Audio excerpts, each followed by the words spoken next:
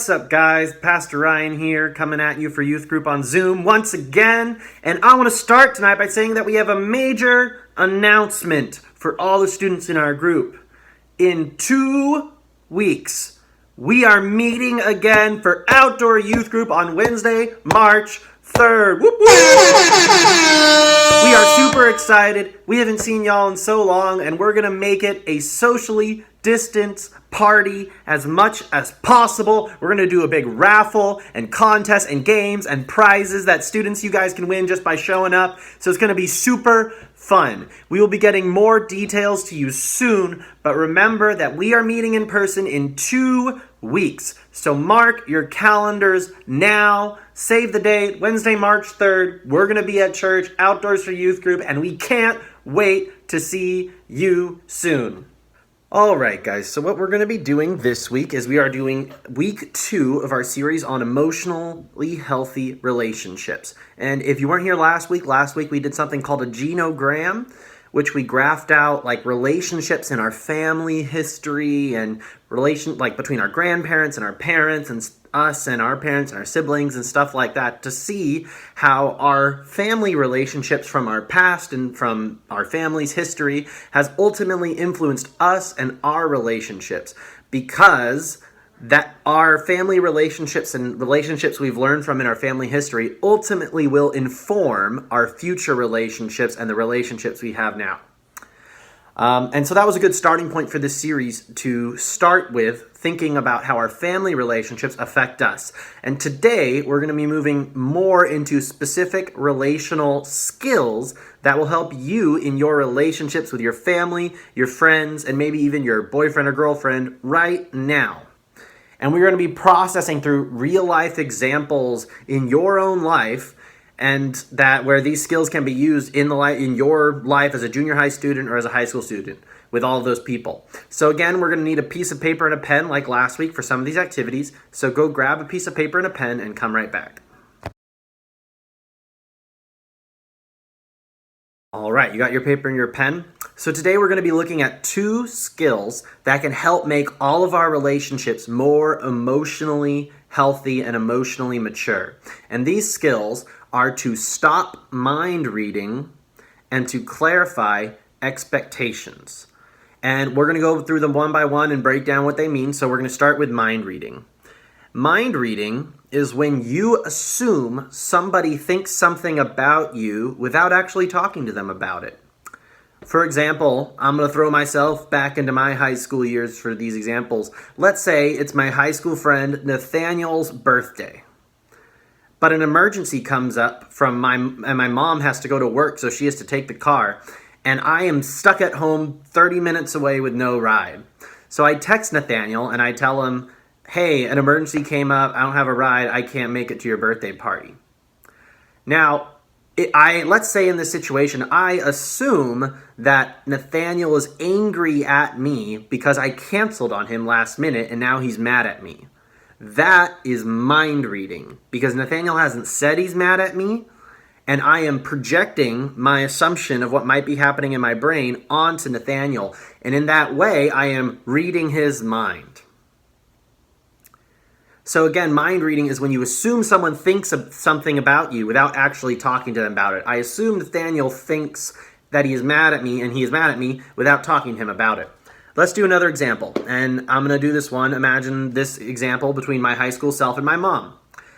Let's say I get my report card back, and I thought I was going to get a B in math, but I ended up getting a D in math because of a quiz that I thought I didn't have to make up, but it ended up counting, and it tanked my grade. And let's say that once when I was in elementary school, I got a D, and my mom grounded me for a week because of it. Now, I assume my mom will be disappointed and angry at me and punish me for having a D, even though I haven't talked to her about it. That last sentence I just said is mind reading, assuming that my mom's angry and is going to punish me for something that I haven't talked to her about.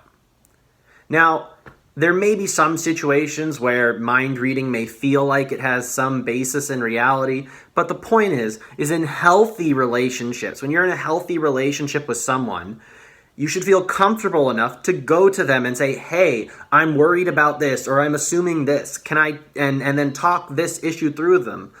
Like with my friend Nathaniel, be able to go to him and talk to him about how I'm feeling, or to my mom and say, hey, I'm worried, like, you're going to be mad at me and punish me, and I don't know what to do about this. So the point is, in emotionally healthy relationships, we don't read someone else's mind, and it's always best to challenge your assumptions where you are reading someone's mind and talk about it head on. That's a way of addressing conflict or issues head on rather than avoiding conflict or issues, which is not healthy. All right, so what we're going to do now is I have a high school version of myself popping up on your screen. Like, hey, I'm Ryan. I'm nerdy and stuff.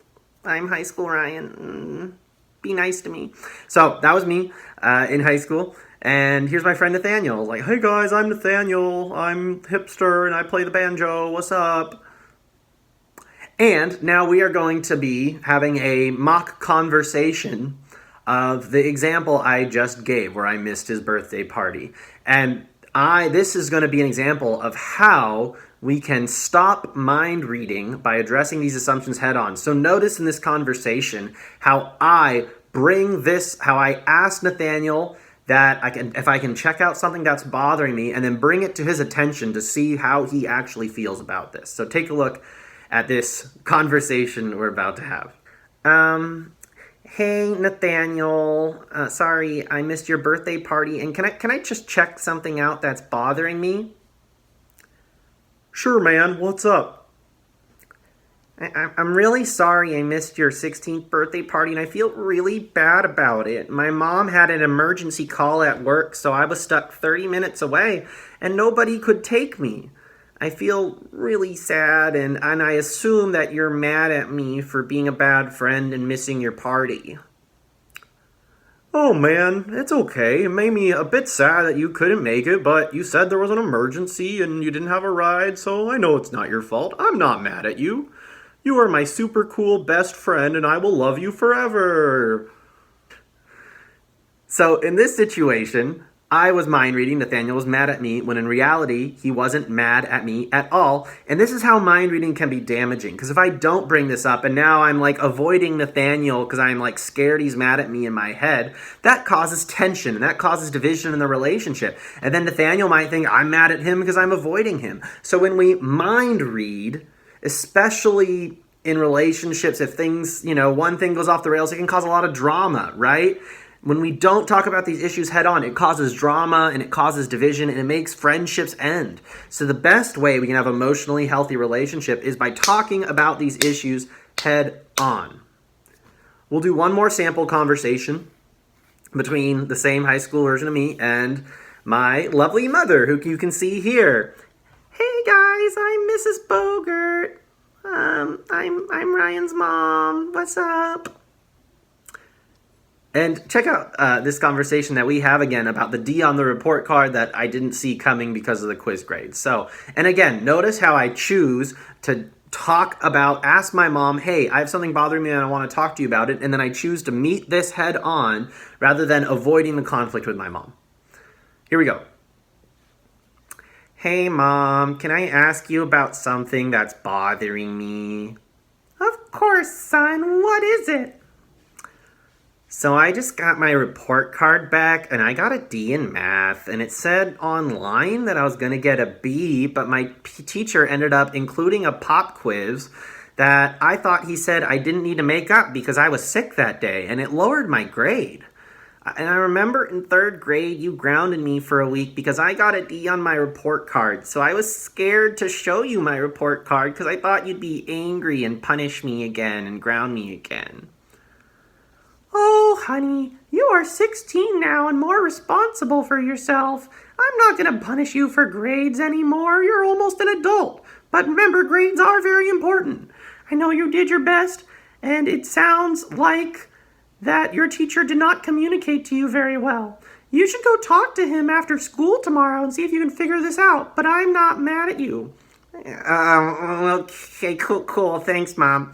So in this situation, once again, I was mind reading that my mom was going to be angry at me and try to ground me or punish me because of something she did maybe 10 years ago at some point in my life. And again, my assumption was proven wrong when I brought it up with her. It is always best to tackle these assumptions that we have head on rather than mind read someone else. And that's what this is about, to stop mind reading.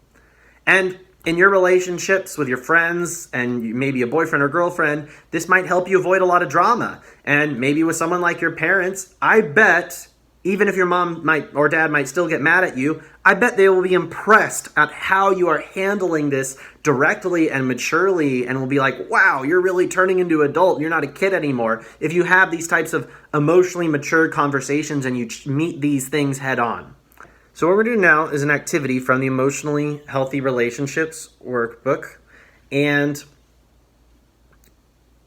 first, to start this activity, I want you to think about the different areas of your life, whether it's school, church, family, friendships, whatever, and pick one relationship with someone where you might be mind reading someone or making an assumption about what they feel or think about something that you haven't actually talked to them about. And I want you to write that person's name down and the assumption you have on your piece of paper. So pause the video and do that right now.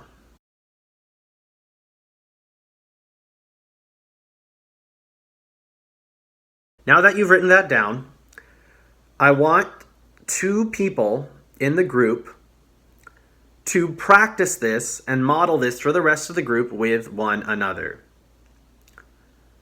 Now, so in this conversation, if 2 people in your group, like let's say me and Jackson, have a legitimate thing we want to talk about as far as stop mind reading, then we can talk about that. Or if you feel comfortable, maybe if I wrote something down for Sarah, that I can talk to Jackson as if she's Sarah for this example. So you can pretend that the person you're talking to is the name you wrote down. But maybe don't say their name or, say, I would use Jackson's name instead of Sarah just for the sake of protecting their anonymity. So do that now. You'll practice this type of conversation just like I just did with Nathaniel and my mom in the video. When you're doing this, make sure you start with these words. Can I ask you about something that is bothering me? Because it calls their attention to that there's something you really want to talk about and it helps to broach the topic. And so start with, can I ask you about something that's bothering me? Because I think most of the time when we mind read, it's negative. But if it is positive, you can start by instead just saying, hey, can I check out something I am thinking? So start with one of those 2 sentences. They'll be on your screen, and do this activity with your group now.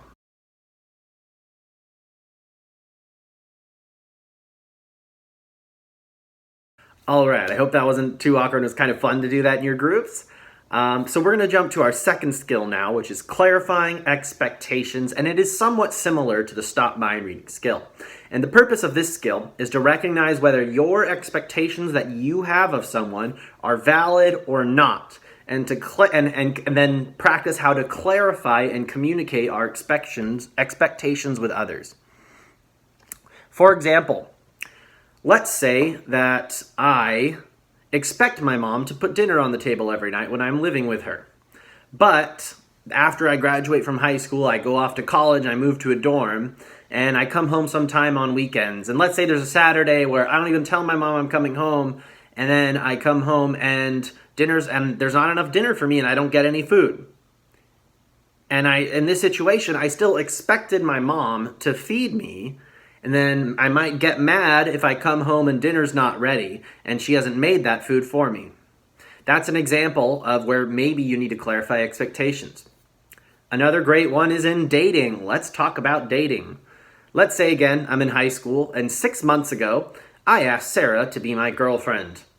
Now, Valentine's Day is coming up and Sarah expects me to get her chocolate. Those are all examples of expectations that you might face in your life. And now or maybe at some point in the near future. And there are 4 problems that can ruin the expectations that you have of someone. The first is that the expectation is unconscious. You didn't even realize you had it. In cases where your expectation is unconscious, you won't even notice that you had this expectation until you feel disappointed. Then you go, why was I disappointed? Next, the expectation might be unrealistic. You are expecting more than what someone can realistically do. Third, the expectation is unspoken. Maybe you have an expectation of someone that you haven't communicated to them. For example, the Valentine's Day example, maybe Sarah never told me that she wants chocolate on Valentine's Day. So it's not it's a unspoken expectation. Lastly, the expectation might be unagreed upon. Maybe you told the person what you expected of them, but they never agreed to it. For example, maybe Sarah, when we were in the Valentine's Day example, maybe Sarah vaguely mentions at some point that she'd like some chocolates from me, but I didn't realize because she was not communicating directly, and I never agreed or realized that that's what she actually wanted. Therefore, our expectations are only valid if they meet 4 criteria. And I'd like you to write these down. Copy down what's on your screen.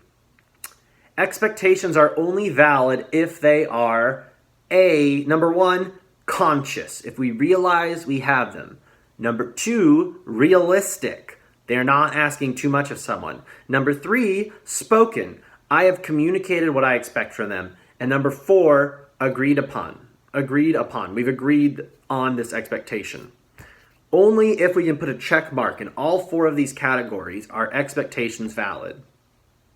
So what I want you to do now is is for each of you to think of a recent simple expectation that you had of someone that they did not meet, and that made you feel angry or sad or disappointed or confused. Maybe a friend flaked on something you asked them to do, like hanging out at or a birthday party or a group project. Maybe your sibling never texted you back when you asked them about something that was going on. So write down the person's name or their initials and the expectation that you had of them on your piece of paper now.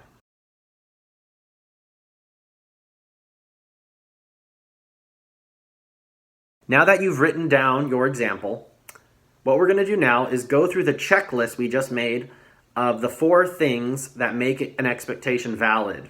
And we're going to ask if this expectation was indeed valid. Let's do it for the examples I talked about earlier. The first example, I was upset my mom hadn't made dinner for me because I expected that, if I'm home, then there's just going to be dinner on the table for me because I'm her son, right? And there's always been food in the past, so why wouldn't there be now? Even though I didn't even tell her I was coming home. For this checklist, my expectation of her was not conscious because I didn't even realize I expected food to be on the table until I got mad about it that there was no food. My expectation was, however, it was realistic. It was realistic for my mom to make enough food for me if I come home from college, but only if I communicate it to her in time. Not 30 minutes before, only if I let her know ahead of time. In this example, my expectation was not spoken. I hadn't told her that I was going to be home and that I expected to eat dinner with her tonight. The expectation was then obviously not agreed upon. If we hadn't spoken about it, we didn't agree. Because this example does not meet those 4 criteria, it is an invalid expectation. Let's talk about the second example, the Valentine's Day example with Sarah. Sarah expected that I get her chocolate for Valentine's Day. And she hinted at it a little bit, but not directly because she hoped I would pick up on it. But I ended up just buying her some flowers, and now she's upset because she really wanted chocolate and not flowers. So I didn't meet that expectation of her. Let's go through the checklist for Sarah's expectation. Sarah's expectation was conscious. She knew she wanted chocolate. It was realistic. It's not hard for me to get chocolate. It was spoken about, kind of, because she had hinted at it, but she didn't communicate it directly to me. Number 4, it was not agreed upon. Because even though she kind of hinted at it, It was not direct communication, and therefore we never agreed on it. So I ended up getting her flowers instead of chocolate, and she was mad at me. But as we can see, because this expectation of Sarah's does not meet these 4 criteria, it was an invalid expectation to have. So what we're going to do now is do this for your own expectation that you just wrote down. Was your expectation conscious, realistic, spoken, and agreed upon? If you cannot answer yes to all of these expectations, then it is an invalid expectation in an emotionally healthy relationship. Once you've gone through the checklist, then 2 people in your group are going to partner up as an example for the group and practice the skill of clarifying expectations. Your small group leader will help lead you through that if you have any questions. And you're going to practice, and you can pretend that the person you're talking to is the person you wrote down if you want, or you can come up with a new one if you actually expect something of the person you're talking to.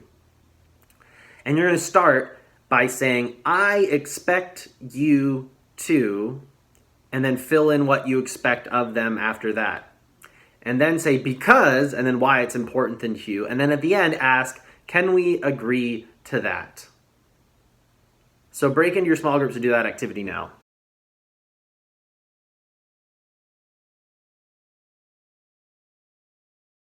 All right, I hope that wasn't too awkward either. I hope that your group found ways to make that fun. And at the end of the day, stop mind reading and clarifying expectations is all about good communication and healthy expectations and communications of what we expect of people and communication about how we are feeling or something we're anxious about when it comes to stop mind reading. But those 2 skills are all about healthy communication for healthy relationships.